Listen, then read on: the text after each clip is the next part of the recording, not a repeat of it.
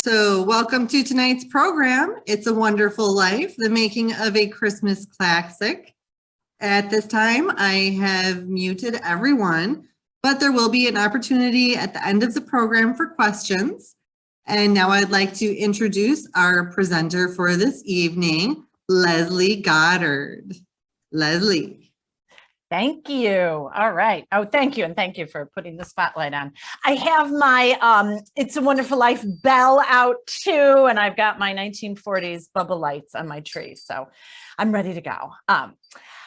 First of all, I want to say this is a really great year to talk about It's a Wonderful Life because I don't know if you know this, but It's a Wonderful Life is celebrating its 75th anniversary this year.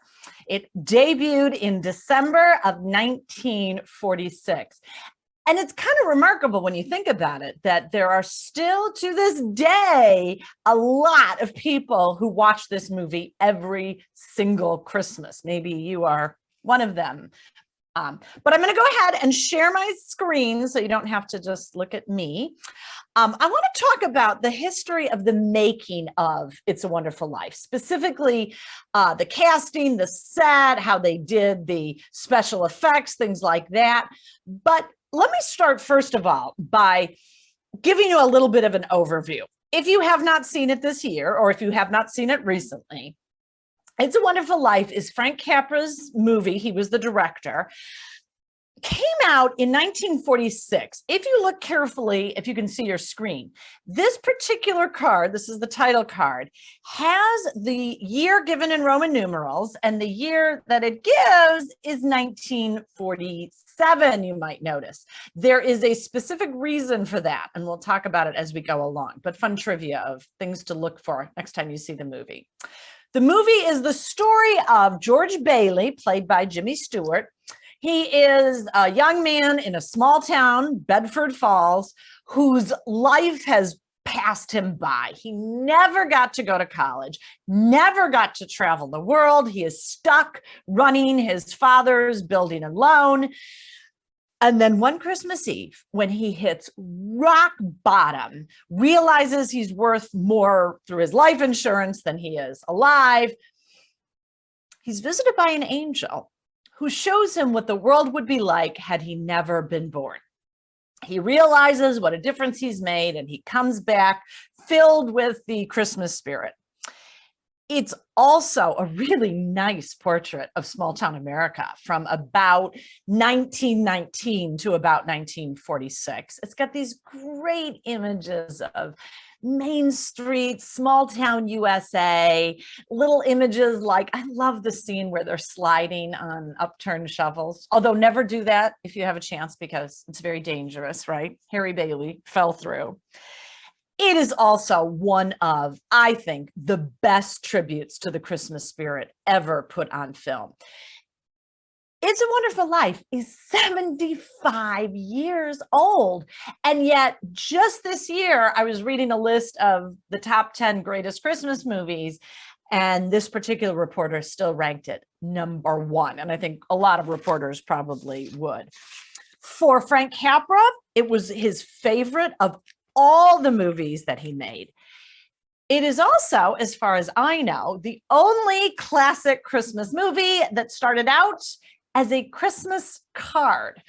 The whole idea was the brainchild of Philip Van Dorn Stern, who you see here. He was a novelist, he was a Civil War historian. He said later, one morning in 1938, he just had this idea. It's sort of, one of those moments that just came to him fully formed. What would it be like if you could see the world had you never been born? He wrote up the story. He called it The Greatest Gift, sent it out to a bunch of magazines. Nobody wanted to publish it. So he put it away until 1943, when he decided to print it up as a 24-page booklet and send it out as his Christmas card to about 200 of his closest family and friends. That card caught the attention of RKO Pictures. If you remember the great movie studio, RKO. RKO bought the story for about $10,000, thinking this would be a great Christmas vehicle for their big male star of the time, who was, of course, any guesses? Believe it or not, their big star was Cary Grant. They commissioned 3 different full-length scripts using The Greatest Gift as the basic idea. None of them made the grade. No one could seem to turn that little story into a full-blown film. Some of them had like a good George and a bad George, and good George and bad George end up wrestling on a bridge at the end. Just didn't work. And of course, Cary Grant found his own Christmas movie. This picture is actually a photograph from his 1947 Christmas movie. If you remember, this is a photo from The Bishop's Wife. By the way, 2 of the children actors in It's a Wonderful Life also appear in The Bishop's Wife. They are Carolyn Grimes, who played Zuzu. She's the daughter of the bishop, and Bobby Anderson in It's a Wonderful Life. He was young George Bailey. In The Bishop's Wife, he's the head of the Snowfort kids. In any case, RKO shelved The Greatest Gift. Nothing more happened until after World War II. That is when it came to the attention of Frank Capra. Frank Capra was an established Hollywood director, but he had spent World War II in the military, making a lot of films for military use. Now the war is over, he comes back. He's not under contract to any studio. So Frank Capra and 2 friends started their own film production studio, which they called Liberty Films. That is why the movie opens with the ringing of the Liberty Bell. It is because it was Capra's studio, Liberty Films. He bought the story, The Greatest Gift, paid RKO for the rights to it, and they threw in those 3 scripts that they didn't think had worked. So let me briefly give you an idea of who Frank Capra was. In the 1930s, he had made some of the most successful films of the entire decade, including It Happened One Night, first movie to ever sweep the Oscars. He made Mr. Smith Goes to Washington, starring this actor named Jimmy Stewart. He made Mr. Deeds Goes to Town. He even made Arsenic and Old Lace, one of my favorites. Now, he made a lot of different types of movies, but as you can see from just this list of 4, he always preferred films that were optimistic, that had an uplifting kind of a message to them. His films were sometimes dismissed by critics as, do I dare say it, Capra-corn. They were corny, but they did tend to be really popular with audiences. And he really did turn out to be the perfect director for this movie. He liked telling stories with a positive message, and he liked that unique plot twist. What would it be like if you could see the world if you had never been born? So he began working on a script, and he made the brilliant decision to hire Albert Hackett and Frances Goodrich. These were a husband and wife team of masterly screenwriters.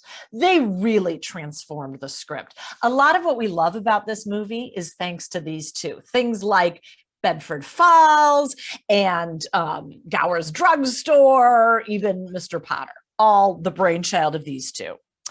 With a few more polishes from Frank Capra himself, the script was ready. So, who is he going to cast? Well, for the biggest role, for the part of George Bailey, he knew exactly who he wanted, not Cary Grant, but his old buddy, Jimmy Stewart. They had worked together previously, not only on Mr. Smith Goes to Washington, but also on the movie You Can't Take It With You in 1938. Now, Jimmy Stewart was already a well-known Hollywood actor. In fact, he had already won an Academy Award. Do you remember what he won an Oscar for Best Actor for? I'll give you a hint if you know Hollywood history. It was in 1941, and he won it for a movie called The Philadelphia Story. But here's the thing about Jimmy Stewart. He too had been away from Hollywood for a while. He had been out of movies for 5 years. He left Hollywood to serve in World War II very, very quickly. He was an experienced pilot even before the war began. He enlisted in the military, in the Army, in March of 1941. They assigned him initially to publicity, but he fought for a combat position, ended up flying 20 combat missions. And fun cocktail party trivia for you, after World War II, he rose to the rank of Brigadier General, which makes him the highest ranking actor in military history. The challenge was that It's a Wonderful Life was going to be his very first film after coming back from war service. He was nervous, and some people have said that he also was a bit traumatized, as you might expect from someone who flew 20 combat missions. In fact, some of his biographers say he really, in today's terms, would be seen as suffering from post-traumatic stress disorder afterwards. Sheldon Leonard, who played Nick the bartender, he remembered that Jimmy Stewart was especially insecure about any love scenes between George and Mary. This particular photo is that moment when they realize that they're in love, they're sharing a phone call. And apparently Jimmy Stewart avoided filming this and avoided it until Frank Capra said, "We have got to film this scene." And then according to the legend, Jimmy Stewart filmed it in one take. Whether that's apocryphal or not, we don't know. But it is true. Clearly, Jimmy Stewart had the right personality for the role of George Bailey. He always had this kind of honest, direct, forthright appeal. And that was perfect for George Bailey. By the way, speaking of the phone call, notice in this movie how often bells and ringing come up. I mentioned there's the Liberty Bell at the beginning, and of course, the famous ending moment. In fact, you can even buy, this is a bell. I think they sell them through like the Acorn catalog, the official It's a Wonderful Life bell, because at the end of the movie, Clarence gets his wings, and you know it because a bell rings. But notice too, all of the telephones that ring and doorbells that ring. There are cash registers that ring. There's a lot of bell decorations, just a lot of references to bells and ringing in there. But going back to Jimmy Stewart, I think Frank Capra deserves credit for also recognizing Jimmy Stewart had the acting chops to handle some of the darker moments in this movie, like when George Bailey is furious at Uncle Billy for losing the $8,000. Do you ever wonder what $8,000 is the equivalent of today? It's the equivalent, according to the inflation calculator that I used, it is just under $100,000. So that's a lot of money to leave folded up in a newspaper. I want to show you a scene that I think really epitomizes Jimmy Stewart's acting. This is the scene where George Bailey is at the end of his rope. He goes to Martini's bar. He's distraught. He's thinking about ending it all. I think it's one of Jimmy Stewart's most compelling moments. So I'm going to play the clip. Notice two things other than Jimmy Stewart's acting. Notice how he's sweating. This movie was filmed mostly in May, June, and July of 1946 in Los Angeles during a heat wave. Very often when you see actors sweating, it's real sweat. Also notice, very briefly at the beginning of this scene, you'll hear a woman singing. She's in the bar singing a song. That is the voice of Adriana Casalati. You might not know her name, but you probably know her voice. She was the voice of Snow White in Snow White and the Seven Dwarfs, the Disney movie. So here we go. Oh, no. Sorry. I just saw someone in the waiting room. Hang on. Here we go. Okay, here we go. Sorry.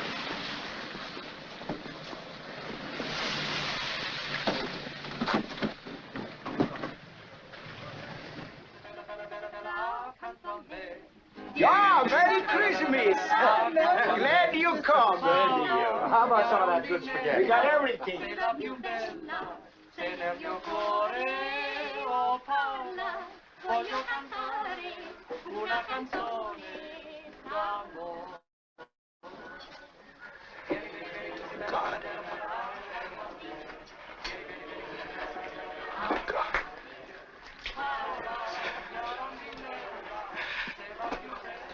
Dear Father in heaven, I'm not a praying man, but if you're up there and you can hear me, show me the way. I'm at the end of my rope. Show me the way. Oh, God. Isn't that incredible? He's so good. By the way, there is Sheldon Leonard, if you can see your screen. Sheldon Leonard, who plays Nick the bartender, he played a lot of thugs in movies in the 1940s, but he later left Hollywood and had a very successful career in television producing and directing.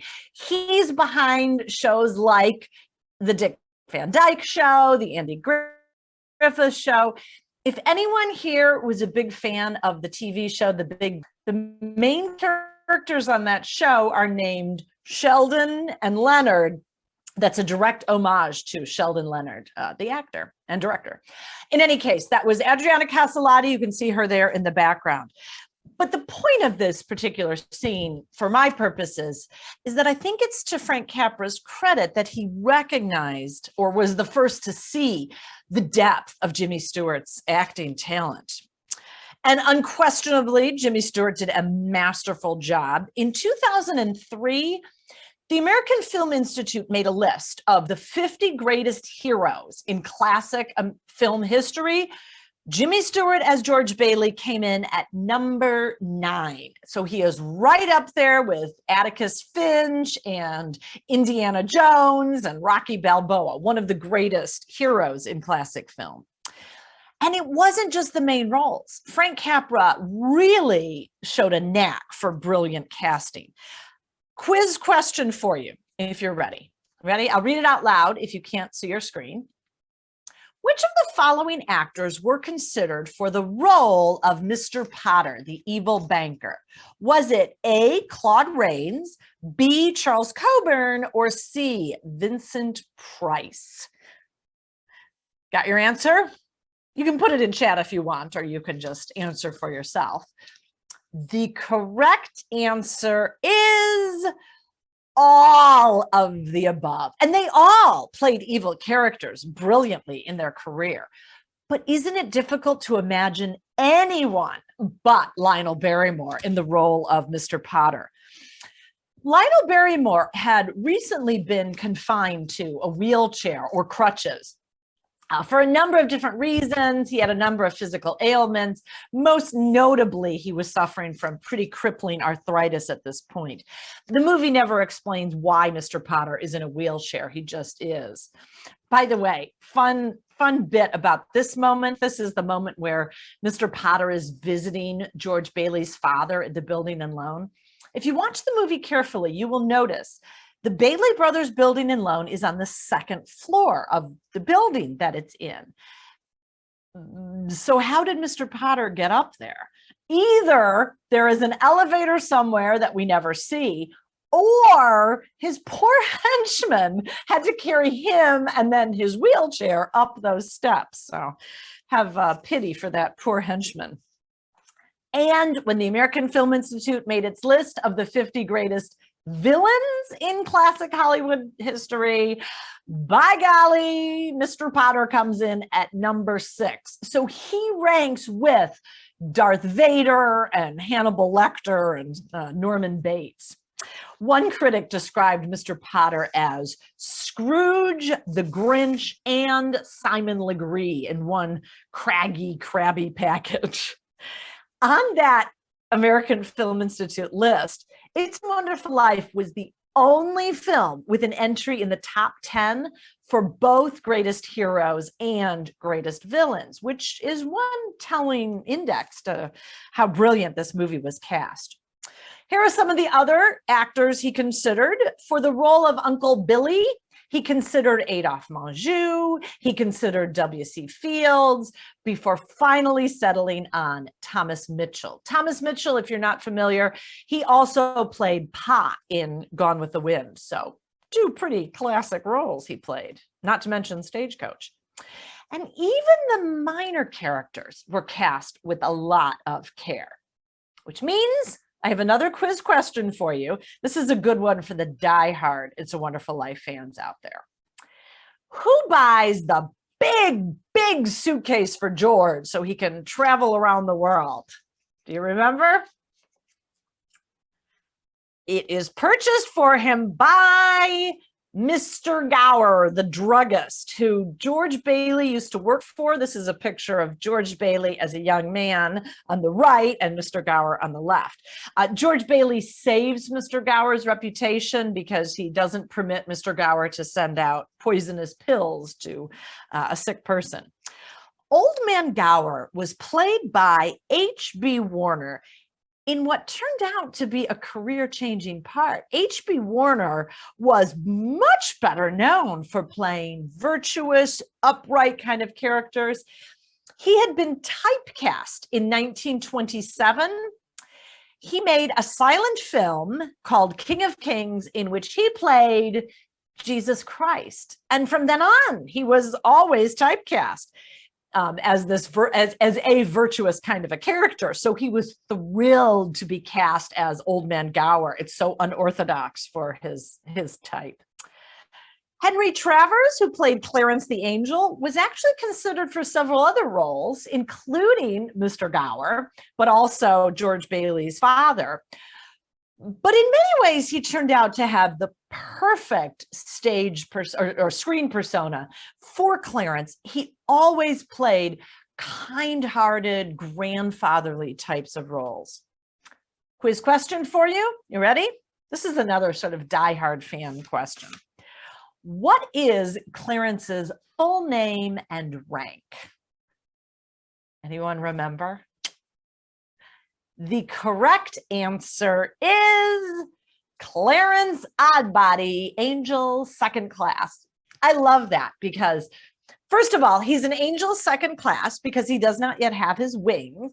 And that second class is kind of a hearkening back to the military, a reminder that this movie came out right after World War II.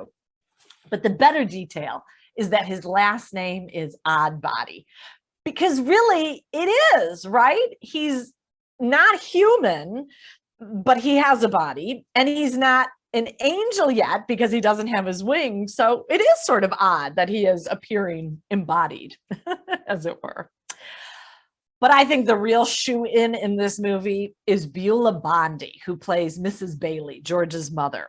She had already played Jimmy Stewart's mother in 3 other movies, and she would go on several more times.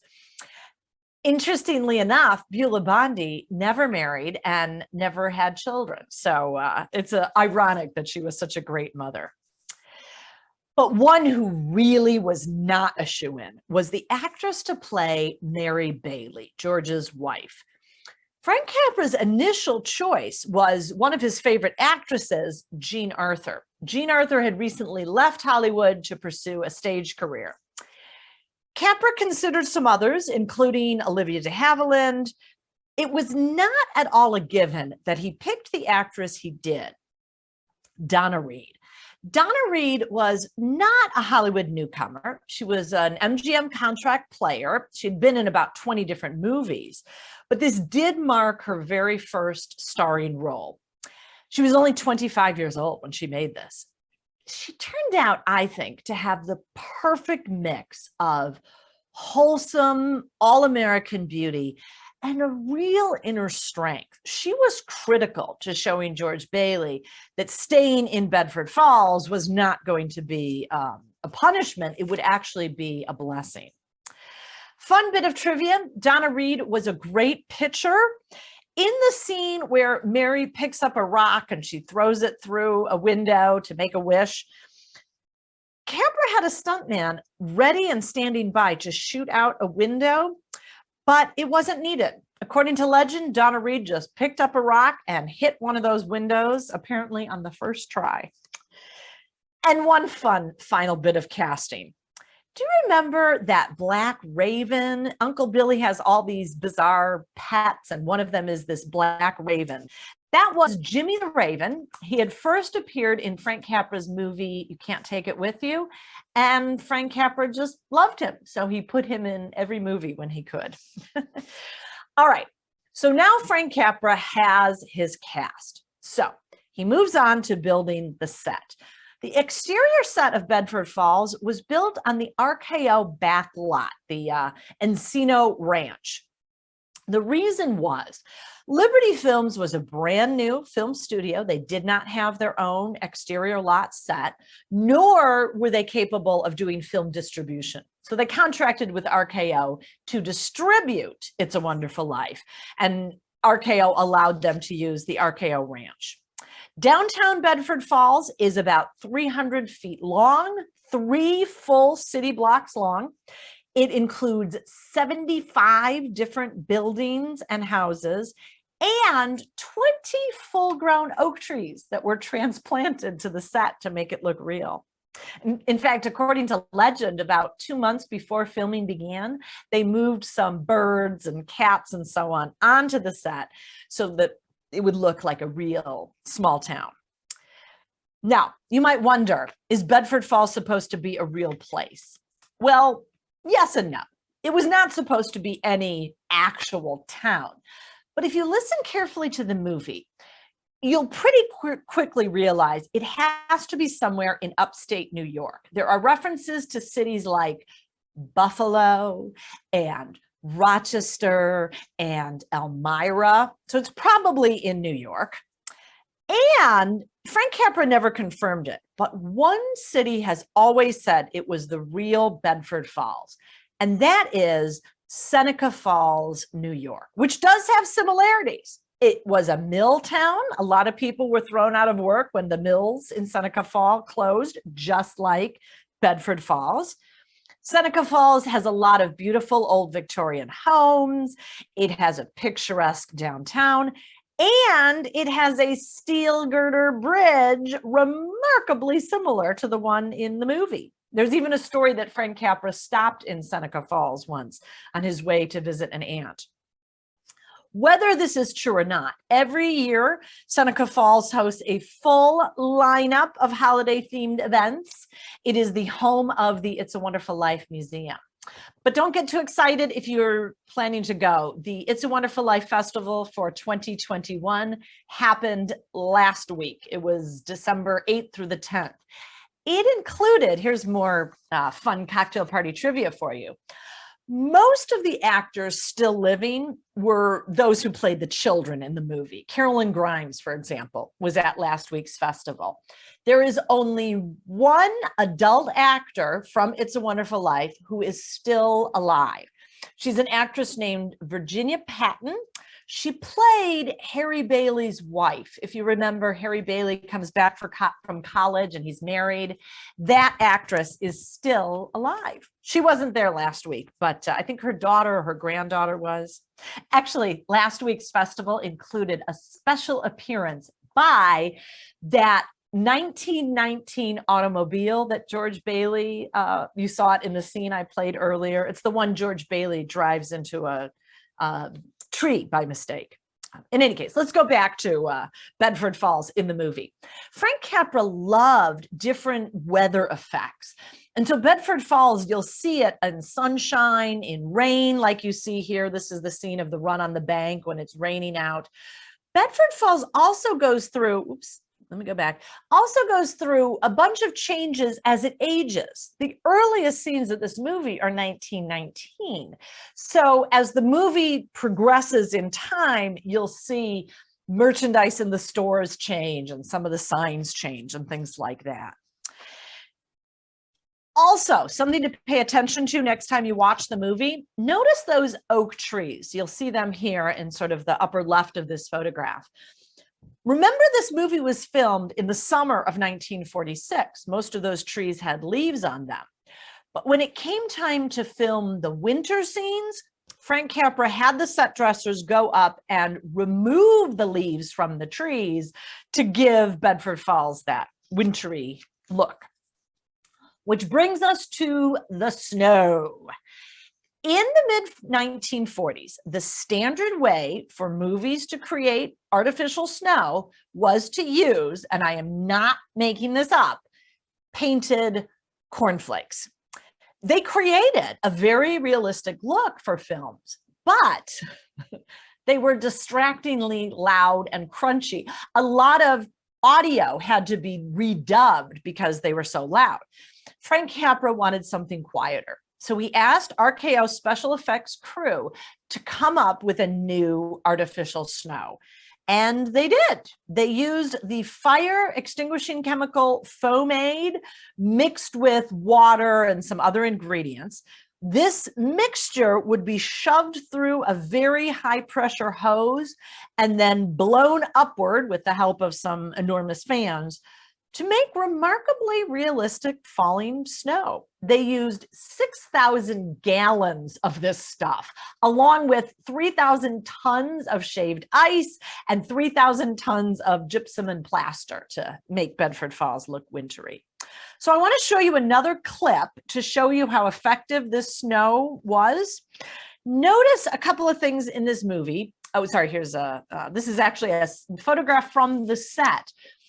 Showing them creating some of the shaved ice for the movie. Look upwards in this scene and you might be able to see some of the Bedford Falls decorations. There's a lot of bells in addition to stars. All right, I'm going to play this scene. This is the scene where George Bailey is on the bridge. He's considering ending it all. Clarence appears and Clarence jumps into the water instead. Notice how effective Notice how effective the snow is.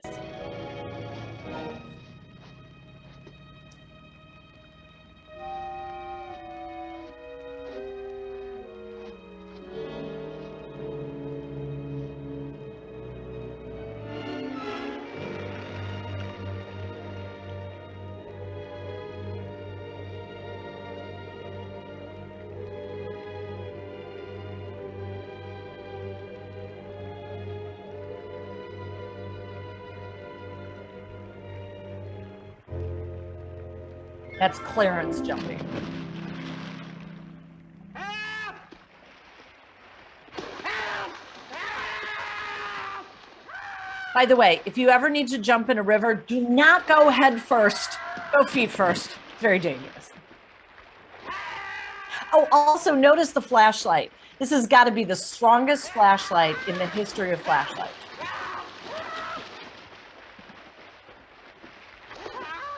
Look at that thing. Like an air raid search light.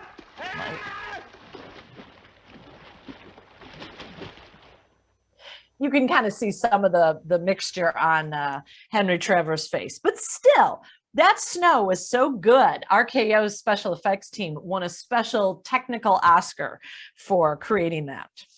Now you might wonder, is anything left of the set? This is an aerial view of the RKO movie ranch in 1953 when it was still being used for movies. Here's an aerial view today. Not much is left. It's mostly an area of athletic fields and some parks and houses. I believe some of the trees are still there, but it's mostly gone. However, several of the location shots do still exist. Do you remember the scene in the movie where the Martini family moves into a new house? The Bailey brothers building a loan helps them afford a house, so they do.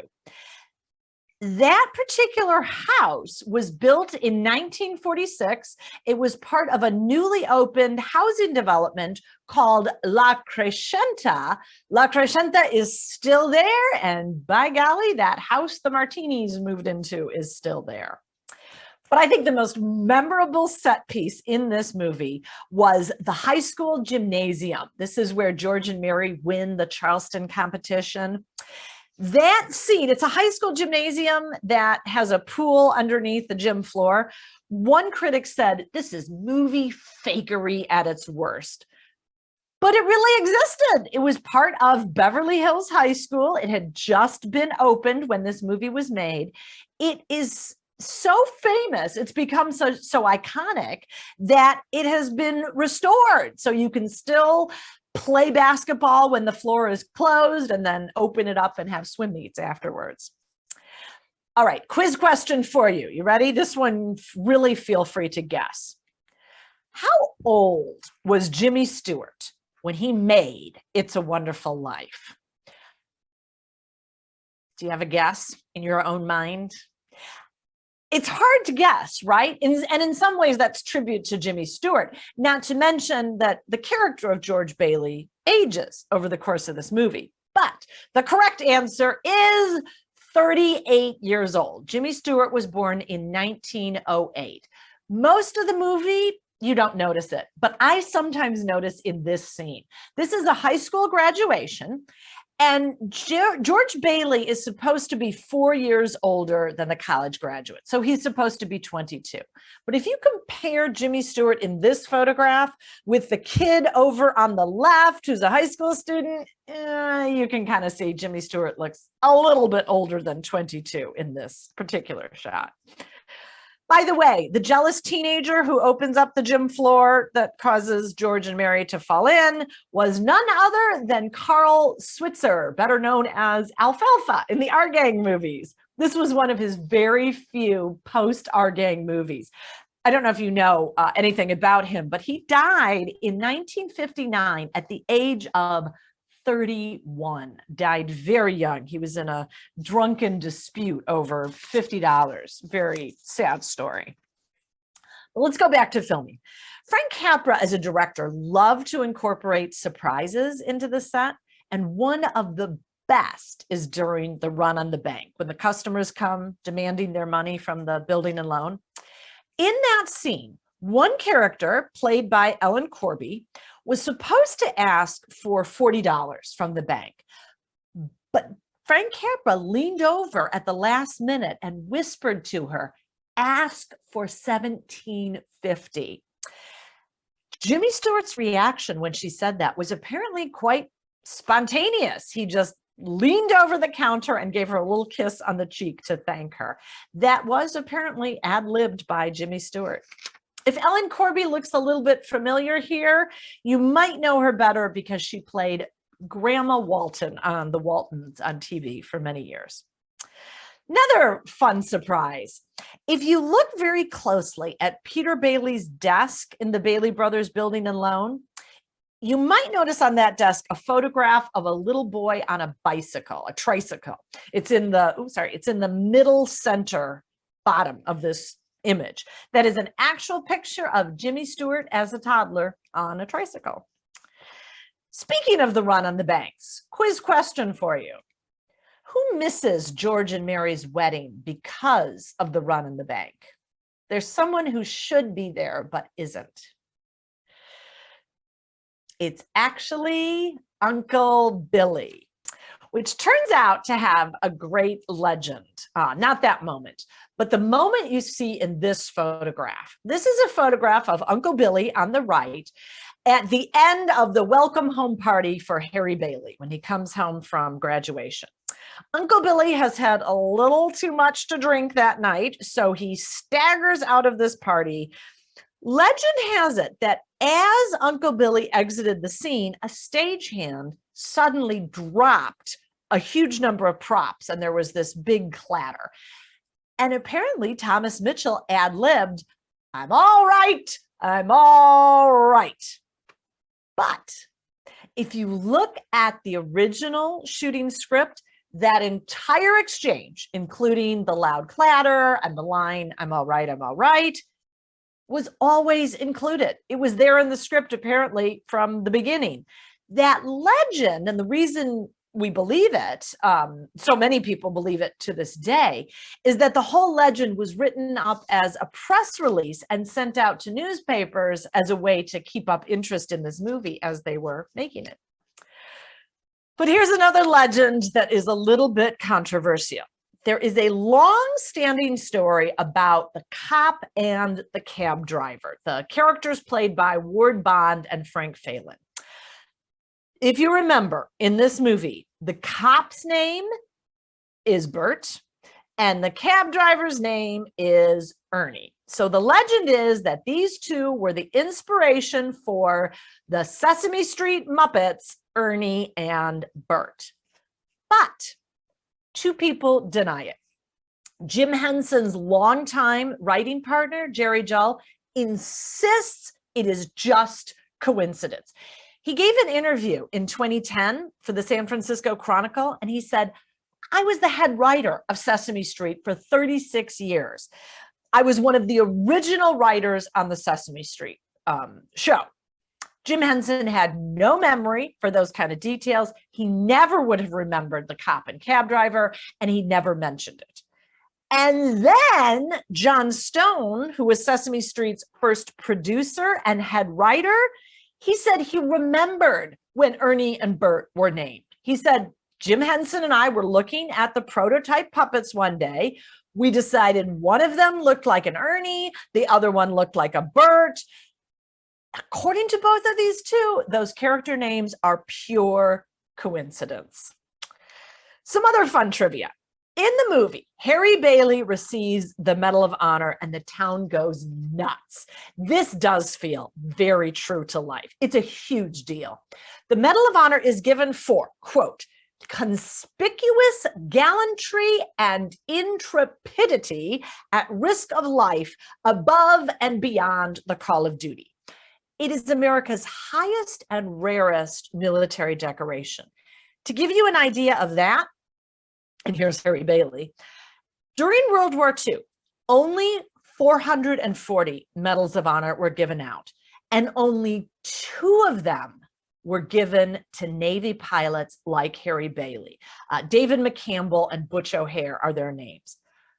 Of those 2, O'Hare's achievements sound a lot like Harry Bailey's. Consider this. In 1942, Butch O'Hare received the Medal of Honor for saving the USS Lexington. He single-handedly attacked a formation of 9 heavy bombers. He shot down or damaged 5 of them. He saved every man on the Lexington and the ship itself. He came back to receive the Medal of Honor, then returned to the Pacific Theater of War, where he was killed in combat in 1943. It's an incredible story, isn't it? So incredible that in 1949, the city of Chicago decided to rename its airport O'Hare Airport in his honor. And here's more fun trivia. Do you remember the montage scenes where you see people from Bedford Falls during World War II? The footage accompanying Harry Bailey's scenes in that montage, that is real World War II footage. It was borrowed from a movie called The Fighting Lady from 1944. The Fighting Lady is a documentary film made during the war about life on the aircraft carrier, the USS Yorktown. The Yorktown was actually at war. It was in the Pacific Theater of War in 1943 and 44. This movie was shot in color. As you can see, it says in Technicolor, and it's got this amazing footage of American bombing raids and, dogfights and surprise attacks by the Japanese. It's a really amazing movie. More fun trivia, less exciting. If you look at the front page of the Bedford Falls Sentinel in this movie, in the upper right-hand corner is a little weather forecast. It says, you can't really read it in this picture, but it says, snow tonight. Well, guess what? If you watch the movie, there is no snow in the afternoon when George and Uncle Bailey are trying to find the $8,000. But by golly, that evening, the predicted snowstorm arrived. The weather forecasters got it right. Filming on It's a Wonderful Life wrapped up on July 27th of 1946. It took exactly 90 days to make. It came in right on schedule. And then the next few months were spent on editing, preparing the publicity, and getting final approval from the censors, which raises some interesting questions. Today, movies can show anything, and they do. But in 1946, a number of things were tagged. The word impotent had to be changed. George could not be played as offensively drunken. There was to be no suggestion that George or Clarence be naked, and the expression "I wish to God" was unacceptable. They even tagged the words, and I hope it's okay if I say them out loud: dang, lousy, and jerk. All of them had to be removed. You will not hear the J word in It's a Wonderful Life. But interestingly, one thing was not changed. The Hollywood Production Code, in force in 1946, stipulated criminals must be punished for their crimes at the end of the movie. But if you notice, Mr. Potter never has to pay for his crime.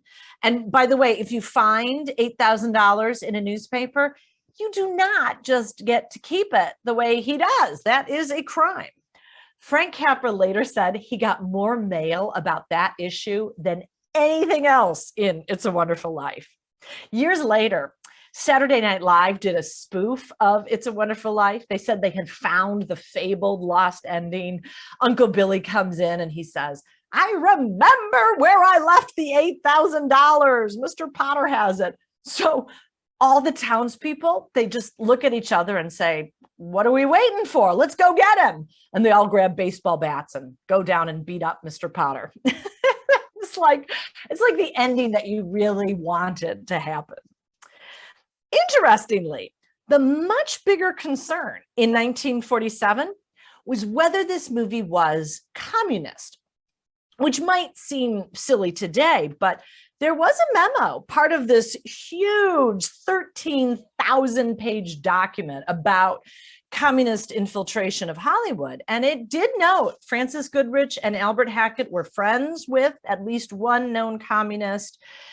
And they also note that, who's the most hated man in this movie, the most evil character in this movie? It's a banker, this symbol of capitalism. And, it was said this is a pretty common trick, discredit bankers by having the banker be evil. At the, do you remember the House Un-American Activities Committee? At their famous hearings in October of 1947, one movie screenwriter actually caused a stir because he got up to defend It's a Wonderful Life. He basically pointed out that, yes, the banker is this snarling, unsympathetic, rich character. But what do the hero and his father do? I mean, in a way, they're bankers, right? They run a building and loan, and they build things like Bailey Park, this affordable housing subdivision.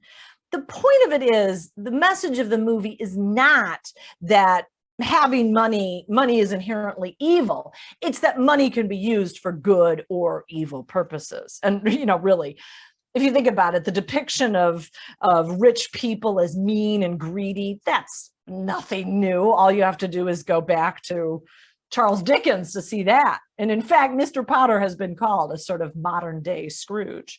It makes for a good story. In any case, It's a Wonderful Life debuted at the Globe Theater in New York on December 20th of 1946.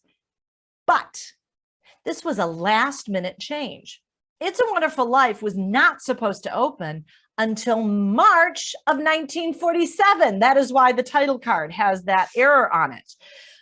The only reason it opened in December was because there was a strike that December by Technicolor workers. RKO was supposed to release a color movie called Sinbad the Sailor, but without Technicolor workers, they could not get prints of this movie. They needed a black and white picture to release instead. The only one that would work was It's a Wonderful Life. So they got the lab working to make rush prints. In those days, they could make about 5 or 4 copies a day, working overtime rush. So starting December 13th, I guess that's exactly 75 years ago today, they worked frantically and got 50 copies out to the theaters by Christmas Day, which is why, as odd as it might seem to us today, the original posters have nothing to do with Christmas. It was supposed to open in March. There was no time to change them.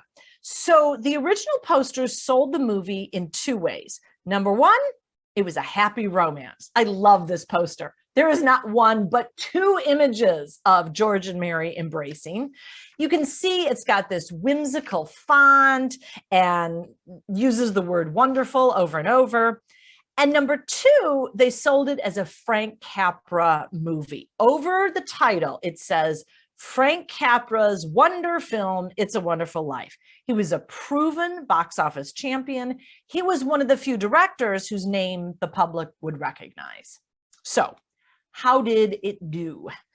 Well, there's a legend today that this movie was a huge flop. It wasn't. Certainly in terms of newspaper reviews, it did really well. United Press said, never in all my years have I been so moved by a movie.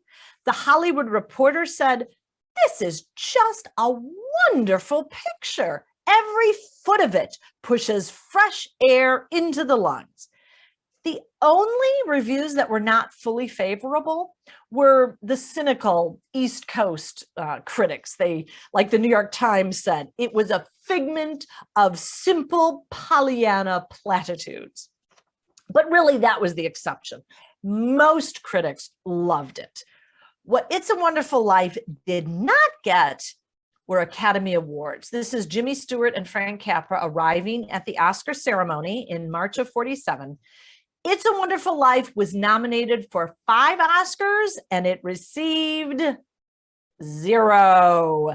The awards that Frank Capra and Jimmy Stewart really, really wanted, like Best Picture, Best Director, Best Actor, all went to The Best Years of Our Lives. The other thing It's a Wonderful Life did not get were huge ticket sales. There was a big weather event in the East Coast on Christmas week of 1946. A lot of snow, a lot of ice, sub-zero temperatures. Ticket sales hit rock bottom on cold nights. And that, plus people doing last-minute Christmas shopping, this movie opened slow and never developed legs.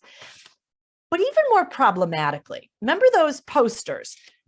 I think, looking at these, moviegoers probably got the impression that this was going to be a warm, happy-go-lucky love story. It would be like Frank Capra's screwball comedies of the 30s.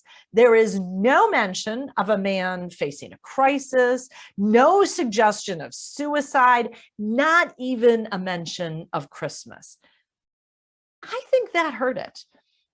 Certainly, this is a warm, uplifting film, and we think of it today as a heartwarming movie. But it's also, at least for the first 3 quarters or so, it's a pretty bleak movie. To get to the triumphant ending, you have to slog through a lot of pretty dark stuff. All of George's disappointments, the run on the bank, the loss of the $8,000, George thinking about suicide. There is a depth to this movie that makes it a lot more than a lighthearted romp. Whatever the reason, box office returns did not live up to expectations. This movie was shot on a final budget of $3.7 million. It brought in $3.3 million in its initial theatrical release. Not a gigantic flop, but not a hit. And certainly in Frank Capra's mind, it had fizzled out. Liberty Films very quickly hit financial crisis. It was sold to Paramount pretty quickly. By the end of 1947, It's a Wonderful Life was dead. Until the 1970s. In the 70s, Frank Capra and Jimmy Stewart suddenly started getting a lot of mail about this movie. In the 80s, Frank Capra and Jimmy Stewart both said they were getting more fan mail about this picture than any other. But why? Anyone know why it came back from the dead? The reason was it started showing up on television all the time. Do you remember in the 70s and 80s, you couldn't turn on a television in December without seeing this picture? And that happened by mistake. In 1974, the company that then owned the movie rights, Republic Films, failed to properly renew the copyright. The film entered public domain. TV stations discovered that it was available royalty-free. Suddenly, it was everywhere. That free-for-all lasted 20 years. In 1994, the copyright was properly renewed. But in those 20 years, this movie fell deeply into American popular consciousness. But there's something else, I think, something that also helps explain why it's so popular. And that is, we see it today as a Christmas movie. And I think that makes the message at the end a lot more powerful. All the movie's various threads come together at the very end. That message, every person's life touches so many other lives. You have made a difference. You matter. This is a message we need any time of year, but maybe more so at Christmas when we have friends and family on our mind. Remember, I mentioned earlier that this film wasn't originally marketed as a Christmas movie. Yeah, that probably worked all right, but I don't think it worked as well as positioning it as we do today as a Christmas movie works. And remember, this was not what Frank Capra intended. He was interviewed years later about it. He was so funny. He said, "It's the damnedest thing I've ever seen. The film has a life of its own now. I can look at it like I had nothing to do with it. I'm like a parent whose kid grows up to be president. I'm proud, but it's the kid who did the work. I didn't even think of it as a Christmas story when I first ran across it." When we see it as a Christmas movie, I think the message at the end of this movie resonates much more powerfully. George Bailey goes through all of these rough times, disappointment after disappointment, as we all do, but he comes out the other side. He learns what a difference he's made, how many friends and family members he has. He is not a failure. Do you remember at the end, Clarence gives him a copy of Tom Sawyer and he's written, "Dear George, remember, no man is a failure who has friends." It's a powerful Christmas message. But I think we can go further. Oh, wait, I want to say, there's that moment at the very end, and I'm going to play the clip for you. This is where George Bailey comes back to the real world, and he's thrilled. This scene could probably come off as a bit cheesy and unbelievable. But I find when I watch it, I'm totally sucked in. I have no problem believing how thrilled he is. So let me play this final moment. There's that car.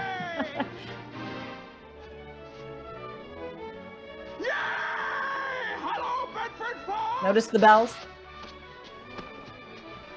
Merry Christmas! Merry Christmas, George! Merry Christmas, George! Merry Christmas, movie! Notice the movie playing, Bells of St. Mary's? Emporium! Merry Christmas, you wonderful old building and loan! Hey! Merry Christmas, Mr. Potter! Happy New Year to you! In jail. Go on home, they're waiting for you. By the way, I don't know if you can see it, but on the right in this image, there is a bust of Napoleon. I mean, this is like Mr. Potter's role model. He's a small town banker, but he reveres Napoleon. In any case, I think that message, things don't always turn out the way you expected. We don't always get what we want. But sometimes we realize things have actually turned out better than what we had hoped for. And I think we can go a step further. Last quiz question for you. You ready? Oh, which character who never actually appears in the film also believes that every time a bell rings, an angel gets his wings? Do you remember? It's Zuzu's teacher. Remember when Zuzu hears the ornament bell ring and she says, "Teacher says every time a bell rings, an angel gets its wings." Think about what a great lesson that is. Learning to ask for help. Asking for help from God or from an angel or for your family and friends when you need it.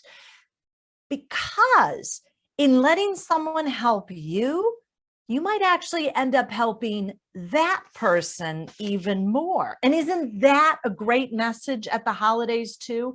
Here's the note that Clarence leaves in the book. It says, remember, no man is a failure who has friends, message 1. And then he says, thanks for the wings, message 2. Helping others is what life is really all about. I think we walk out of that movie with that thought that supporting other people, helping our family and friends, that is what life is really all about. It is about the people you care about the most. George's happiness at the end really is everyone's happiness. That payoff at the end is one of the best payoffs, I think, in film history. And when you think about it, and this probably sounds a bit like I'm pushing it too far, but in a way, isn't this movie kind of like George Bailey? This is a movie that won no Oscars or big awards in its own time. It did not achieve huge financial success during its own life at the movie theaters. But didn't it really prove to us all that no movie is a failure when it has friends the way this movie does? So I'm going to finish up there and stop talking. I've talked way too long, but I'm happy to open it up now and take questions from anyone if you have any, or if anyone has comments, stories, I'm happy to hear those as well. All right. If you have a question, you can unmute your microphone or you can type it into the chat and we will read them out. Leslie, what was that movie? You had mentioned the movie and there was actual aerial footage in it, World War II. What was that movie again? It's called The Fighting Lady. Think about a lady with boxing gloves on. I found it, I haven't looked in the last week or two, but last time I checked YouTube, The Fighting Lady is available on YouTube. Great, thank you very much. Yeah. And by the way, fun trivia about the Yorktown. The Yorktown, once it was decommissioned, was turned into a museum. I think it's in Charleston Harbor. And if you really want to, if you have a group, you can actually go and stay overnight on board the Yorktown. So there you go. Anything else I can tell you? If anyone is interested, if you know a real diehard It's a Wonderful Life fan, and if anybody wants to read the original short story, The Greatest Gift, it's available in, this is my favorite book. It's called It's a Wonderful Life book. It's by, let's see if I can put her name up there, Janine Basinger. Is it on there? Anyway, the It's a Wonderful Life book, I believe it's out of print. I found this copy, I believe I found it on eBay, but it's got the short story, it's got the full movie script, it's got interviews, a lot of my background trivia, things to look for are from that book. So it's worth seeking out if you're a true It's a Wonderful Life fan. I'm gonna knock this over. I'm going to put it down. I won't hold it up. The Greatest Gift is kind of interesting. I mean, there's no Bedford Falls, there's no Mr. Gower, anything like that, but the germ of the story is there. Joyce says, what year was The Bishop's Wife released? Was it the same year as It's a Wonderful Life? Yes, it was. The Bishop's Wife was released in 1947 and It's a Wonderful Life technically in 46.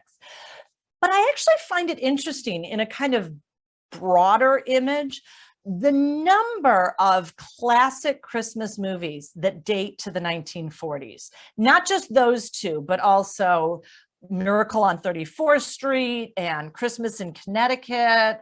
Probably others can come up with some of the other big ones. It Happened on Fifth Avenue. A huge number of them. And I don't think we have to stretch too far to think about why. I mean, this was an era when issues of home and the importance of family were really in people's minds. And, Christmas is when we think of home and family so much. So it's not necessarily a long stretch. So thank you all so much for these kind comments. I'm so delighted that people enjoyed it. I find this movie really fascinating, and the more I every time I watch it, I notice something new. So I know you had mentioned, Leslie, that some of the critics, of course, really praised the movie. But I had heard that when the movie came out, it really was a flop, with the public and everything. So how do you explain the difference between, originally the public not gravitating and, taking it, to their hearts, and now, the difference? How do you explain that difference? I explain it in a couple of ways. Number one, I think that let me step back. In terms of how we perceive it today as having been a failure, I think a lot of that is due to the poor ticket sales. The fact that it didn't even recoup its production cost, and it didn't receive any Academy Awards. So it is often seen as a failure.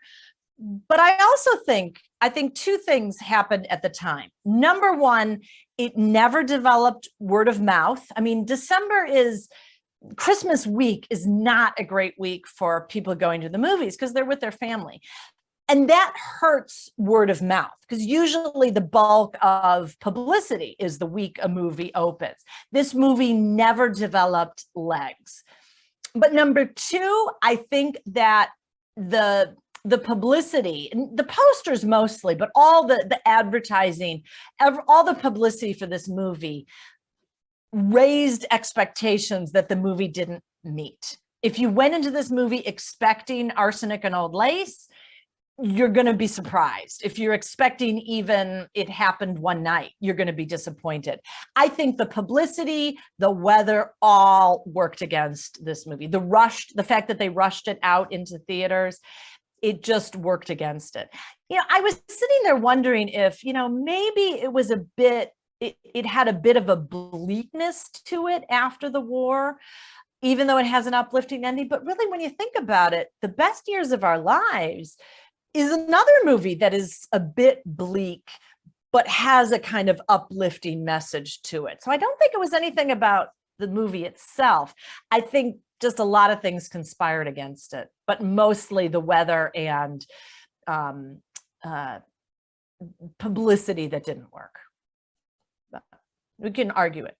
Oh, so thank you, Joyce. Joyce mentions the book is on Amazon. I didn't know they did it as a 75th anniversary edition. Joyce, thank you so much for looking that up. I'm going to have to go right now and get a copy of it. So, well, thank you all. Thanks so much for turning out. And I would echo thank you to the Three Rivers Library for putting tonight together for all of us. Job. I enjoyed it so much, and I can't wait to have some free time to go watch this movie again with my daughter. So good. Thank you all for coming this evening, and have a lovely evening, and wish for some Christmas snow, right? Like, hopefully we get some. I don't think we will, but exactly. Otherwise, we'll be outside with Foamade and shaved ice. Yeah. Yeah, we'll just do that. That's right. Well, thank you so much. Everyone. Have a good night.